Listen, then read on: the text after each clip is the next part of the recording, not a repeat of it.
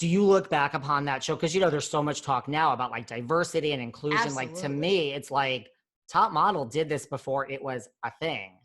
Absolutely. And it's so frustrating because cancel culture is so like real, and it's so easy to pull up something someone said a million years ago, take it out of context, and then throw it into the civil rights fight that we have right now. But when it comes to Top Model, I think Tyra was revolutionary. She was revolutionary in saying, you know what, the standards of beauty for men and for women of every single color are wrong. And so what I'm going to do is create a platform and display beauty like you've never seen it, from freckles to vitiligo to plus size to short girls like me to black girls. I mean, when was the last time you saw this many black people on a billboard or a cover ever? Yeah. Do you think she doesn't get enough credit for that? Never. I mean, you know what? There is a special wing in heaven with a lot of ice cream and tapas, because Tyra is a sampler. She'll like order a lot of stuff and just sample everything.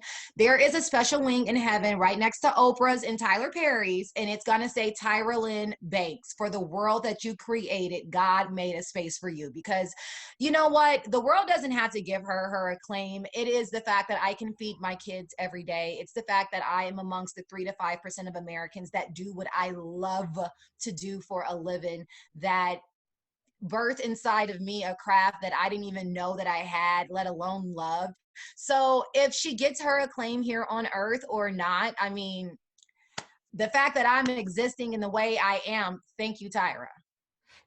Did you love acting right when you fell into it right away, or was it hard to No, transition? I always loved acting. I was, funny enough, one of the execs over at Tyler Perry Studios was my high school drama teacher, Mark Swinton, who is a titan in the industry now. But I fell in love with theater and being on stage when I was a very little girl.